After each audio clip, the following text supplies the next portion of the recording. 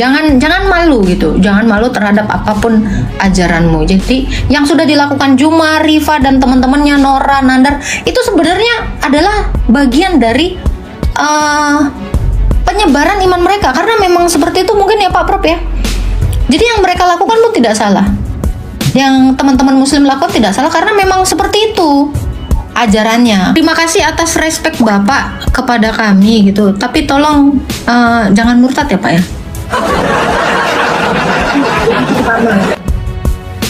Ya, kami ini hanya memberitakan atau menyuarakan apa yang memang diajarkan di dalam iman kami gitu ya.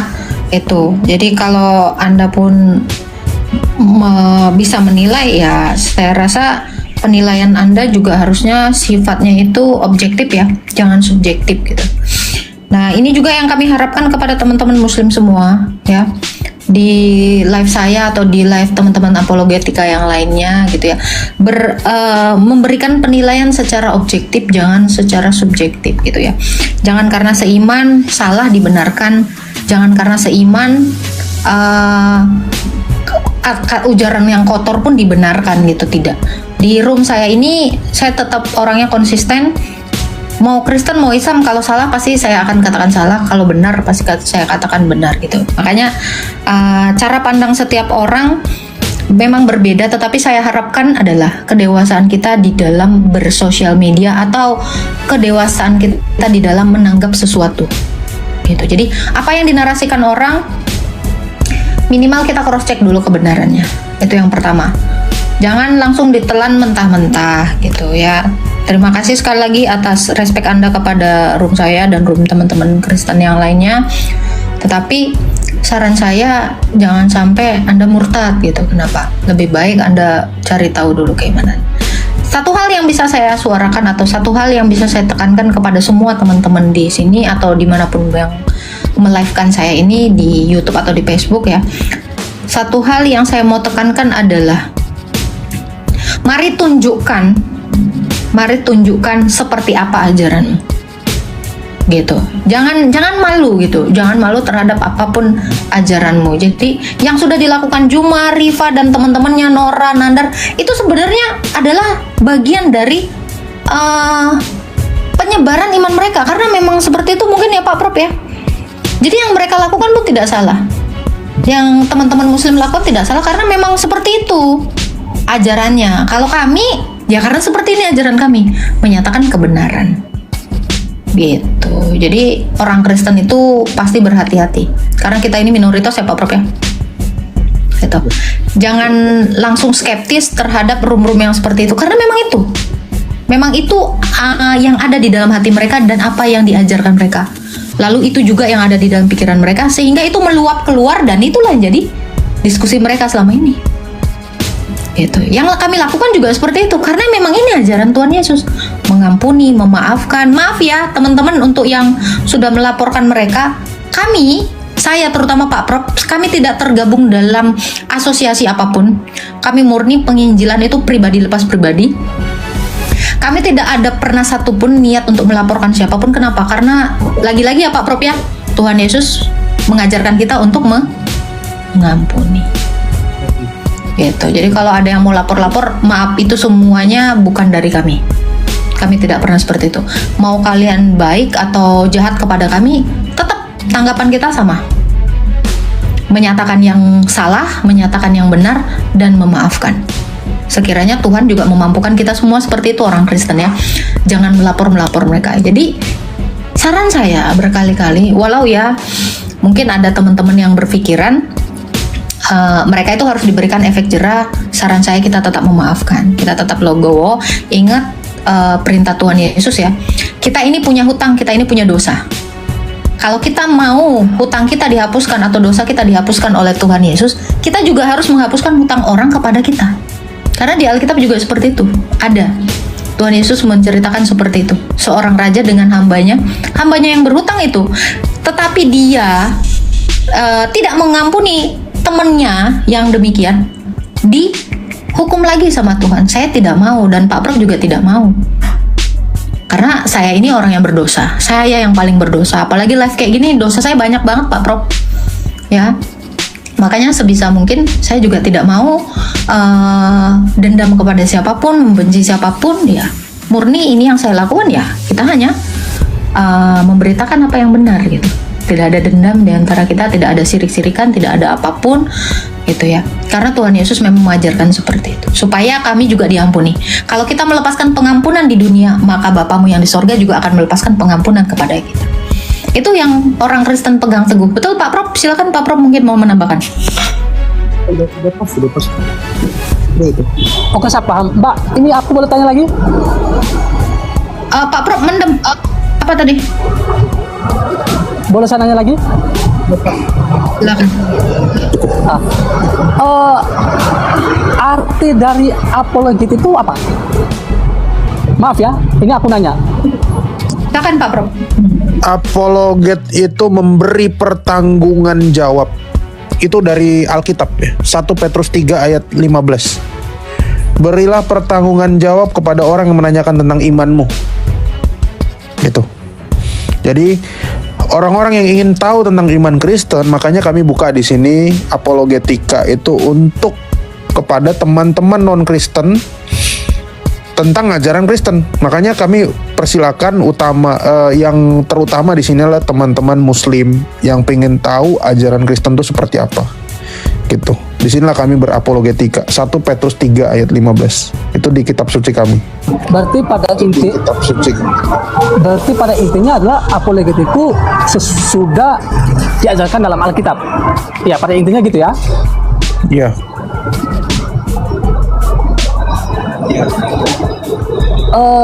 Terus hal apa yang membuat apologet itu memberanikan diri untuk penginjil ya? Penginjil itu semakin kuat. Yang mendorong hal apa yang mendorong Anda untuk bahwa Benar. Kristen inilah yang terbaik? Kebenaran. Hanya kebenaran. Apa Mbak? Kebenaran. Sorry, ini aku jaringan. Ini jaringanku merah banget. Nggak dengar itu Mbak. Iya, kebenaran. Itu Apa, yang Mbak? mendorong kami. Kebenaran. Itu yang mendorong kami untuk percaya diri. Gitu. Ya, saya setuju teman-teman yang di bawah mengatakan, iya memaafkan tapi hukum berjalan. Iya, di dalam Alkitab juga kita disuruh patuh terhadap pemerintah loh. Itu juga saya setuju. Buat teman-teman yang di bawah. Ya. Jadi yang mendorong orang Kristen itu apa? Ya kebenaran. Kalau kita tidak berdiri di atas kebenaran, karena Yesus itu adalah sang kebenaran. Di dalam Alkitab dikatakan, akulah kebenaran. Jadi apa yang mendasari kami sebenarnya? Ya, sang Yesus atau sang kebenaran itu? Al-Haq. Bang, kata saya potong ya. Berarti kebenaran itulah yang membuat orang Kristen itu mampu bertahan sampai sekarang. Iya dong. Atau gimana? Iya dong. Karena Yesus adalah kebenaran. Kasih adalah kebenaran. Itu Allah kami adalah kasih. Allah kami adalah kebenaran. Al-Haq dan Ar-Rahim. Itu Bang. Silakan Bang Bar.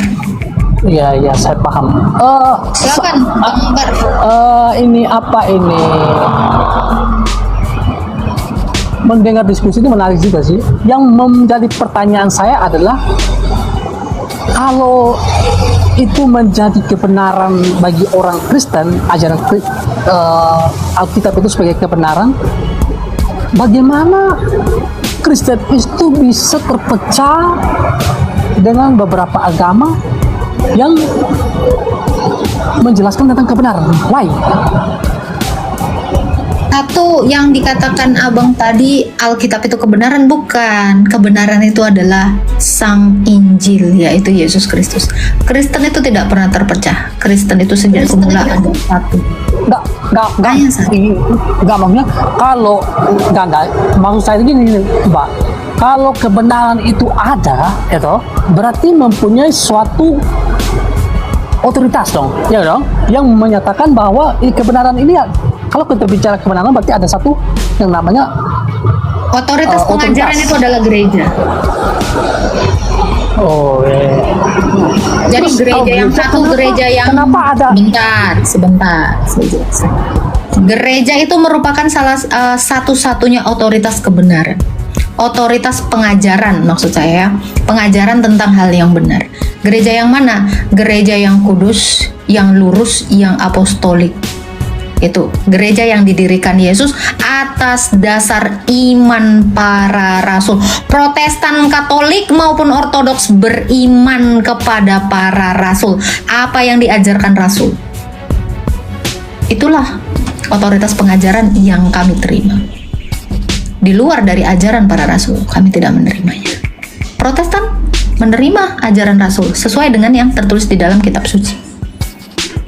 Demikian Ortodoks, demikian Alkitab.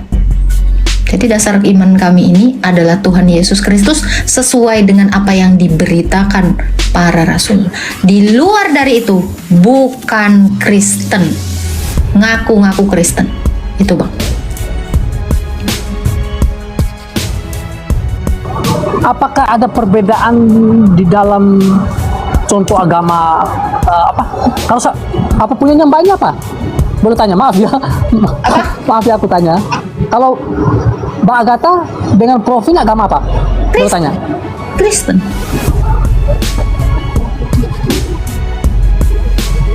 Tidak menjawab apa?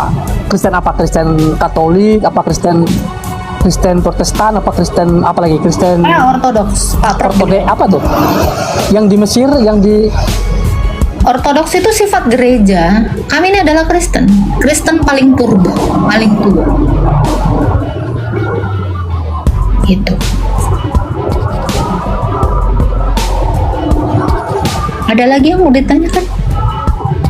Nah, maksud aku kan walaupun orang Kristen itu berbeda, walaupun orang Kristen itu berbeda pemahaman, tapi apakah itu sama dengan ajaran yang diberikan kepada dari rasul-rasulnya kepada murid-muridnya Sama, tadi barusan saya jelasin. melalui Saya tadi barusan menjelaskan. Saya tadi baru menjelaskan. Ortodoks, Protestan, Katolik itu menerima pengajaran dari para rasul.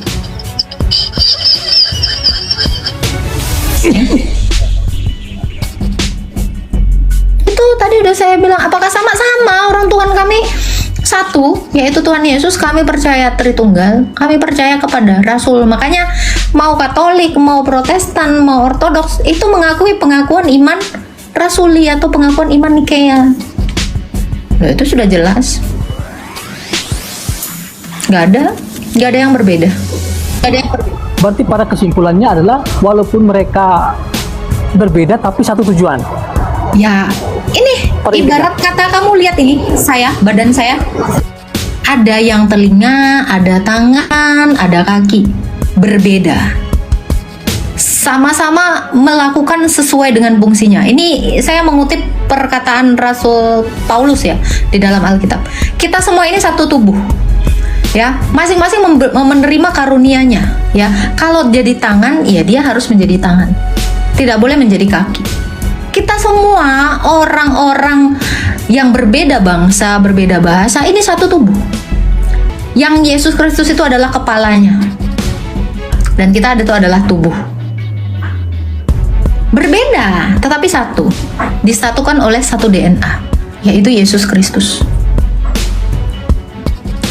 Ya memang berbeda orang-orang Barat, ya dia dengan tradisinya berbeda.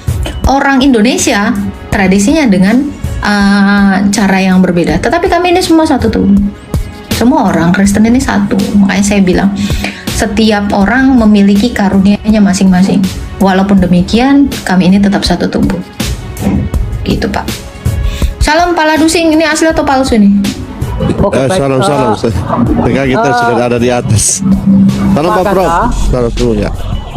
Halo Bang Agatha, ini mau nanya lagi ya. Ini sudah menyangkut di Alkitab ya, di Bible ya. Kami orang Islam itu sementara dia mengklaim bahwa Paulus ini bukan rasul. Apa? Gimana? Yang sekarang bagi kami ada Paulus ini adalah menurut kami ya, menurut ini menurut pandangan saya yang saya pelajari. Siapa? Coba baca Yasin 14. Sabar, Pak Ladu, biarin. Nah, Pak Ladu, aku ini bukan apa ya, bukan Lanjut, ini nggak aku apa-apa, ini Barcelona, lagi lanjutin. secara apa namanya, iman saya itu menyatakan bahwa Paulus ini dalam kategori adalah dia biang keroknya. Menurut Anda bagaimana? Oke, kalau Anda mengatakan Rasul Paulus ini biang kerok atas apa? Ya, yang sepengetahuan kami secara Islam bahwa dia inilah yang mendirikan agama. Mendirikan agama apa Rasul Paulus? Ya, bagi kami percaya bahwa karena Yesus sendiri tidak mengajarkan untuk mendirikan agama. Yesus itu mendirikan gereja, itu yang pertama. Kalau Anda mengatakan Rasul Paulus ini yang mendirikan agama Kristen atau apa, terus ini murid Yesus ini kan ada banyak Bang ya. Ada 12 murid, ada 70 murid, dan Rasul Paulus ini yang satu. Kenapa yang 70 dan 12 ini tidak komplain? Kalau Rasul Paulus merupakan biang kerok, harusnya Petrus sebagai pimpinan gereja itu protes. Kenapa Petrus itu tidak ada komplain? Itu satu yang harus Anda pikirkan. Yang pertama. Yang kedua, Muhammad tidak mengenal Paulus. Allah tidak mengenal Paulus. Kenapa kalian mendahului Allah dan Nabi kalian untuk menjudge, untuk menfitnah Rasul kami? Apa yang mendasari Anda sehingga Anda mengatakan Rasul Paulus ini biang kerok? Memangnya Rasul Paulus ini pernah mengajarkan untuk membenci agamamu yang belum ada di abad 1? Pernah? Biang kerok atas apa? Apa yang mendasari Anda sehingga Anda harus memfitnah Rasul saya? Saya juga penasaran. Kenapa kalian terlalu membenci Rasul saya padahal kalian tidak kenal? Allah pun tidak. Nabimu pun tidak pernah ngomong soal Rasul Paulus. Atau kalian ini sudah menjadi Rasul? Sudah menjadi Allah yang lebih paham? Silakan Pak Barcelona, tanggepin saya. Apa yang menjadi dasar Anda mengatakan dia biang?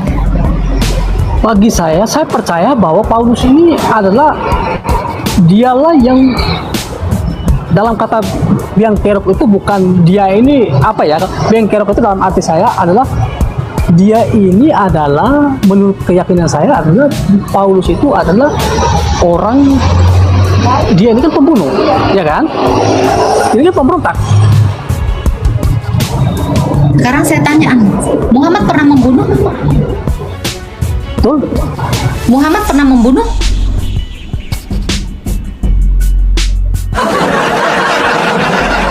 Nabi Anda pernah membunuh? Oh, sering. Jangan, biar dia yang jawab. Coba dijawab Pak Barcelona. Ya, makanya itu saya bertanya kepada apologet Kristen. Saya tanya, Karena Nabi Muhammad gini, pernah membunuh Pak. tidak? Gini, Hadapi Pak. pertanyaan Kenapa? saya. Gini. Kenapa saya bertanya kepada apologet Kristen ini? Karena saya terus terang aja, saya respect Jangan berretorika. Gini Pak, Gini, jangan saya berretorika. Hadapi pertanyaan saya. Kalau Anda mengatakan, sabar. Kalau Anda mengatakan Rasul Paulus ini biang kerok karena dia pernah membunuh, sekarang saya tanya, Nabi Muhammad pernah membunuh tidak? Boleh tidak saya juga mengajukan menarasikan sesuatu? Ini saya bertanya, boleh nggak kami orang Kristen menarasikan hal yang sama seperti yang kalian tuduhkan kepada Rasul kami Paulus? Jawab dulu pertanyaan saya, apakah Muhammad pernah membunuh? Iya atau tidak? Silakan dijawab. Silakan Pak. Gini, saya tidak Dijawab mau aja, menjawab. iya. Jawab dulu, jawab dulu, jawab. Ini. Jawab aja. Oke lah. Ini. Boleh saya bicara? Silakan, Jawab saja. jangan lama, jangan terlalu panjang. Apakah Muhammad pernah membunuh? Jawab iya atau tidak. Silakan. Ya waktu itu kan Nabi Muhammad muncul itu kan. Saya nggak nanya alasannya, saya cuma nanya apakah Mana Muhammad ada pernah perang? Lah iya dong. Oke, Dia memimpin sebagai panglima perang. Anda tadi menuduh Rasul kami, memfitnah Rasul kami sebagai biang kerok karena dia membunuh. Tapi ingat Pak, ketika Rasul Paulus sudah bertobat, ya, dia ketika diutus oleh Yesus menjadi rasul, dia tidak pernah lagi membunuh. Dia bahkan tidak pernah menikah. Apalagi menikahi bocil, nggak pernah. Bahkan Rasul Paulus juga tidak pernah mukanya asam.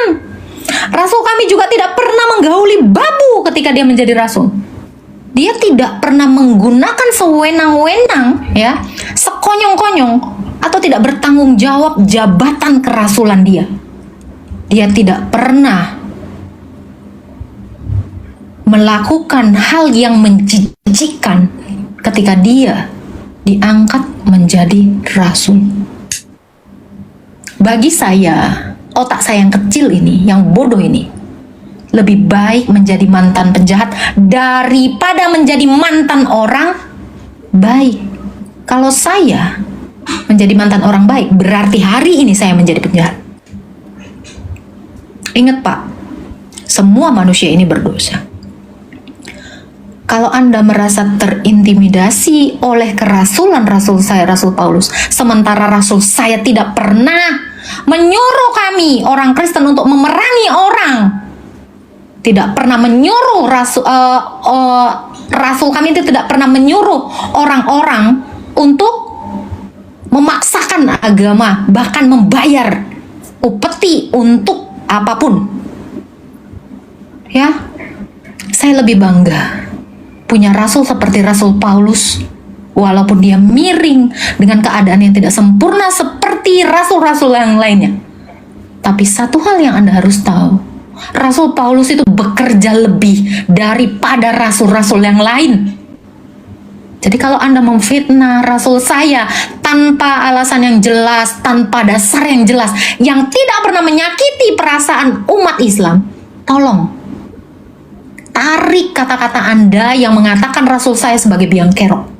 Rasul saya tidak pernah menyenggol agama kamu. Rasul saya tidak pernah memaksakan agama kamu atas agama kami. Ini sama ini dipakai. Kalau kamu cuman menggunakan ini atas dasar gosip-gosip orang yang tidak berdasar, saya rasa Anda tidak punya hati nurani dan Anda tidak pernah bisa melihat kebenaran dengan mata Anda. Saya katakan, Rasul Paulus itu banyak mengajarkan saya tentang bagaimana rendah hati, tentang bagaimana mengakui dosa, bukan sombong. Anda tahu itu? Jadi jangan pernah lagi fitnah rasul saya. Saya sudah berkali-kali bilang, apa yang menjadi dasar kalian sehingga kalian mengatakan rasul saya ini biang kerok? Apalagi si Juma itu, dia justru memfitnah rasul saya. Apa? Bahwa Rasul Paulus inilah yang mendirikan agama Kristen. Hey, kalau Rasul Paulus yang mendirikan agama Kristen, ingat, 12 murid dan 70 murid. Apa ini goblok semuanya?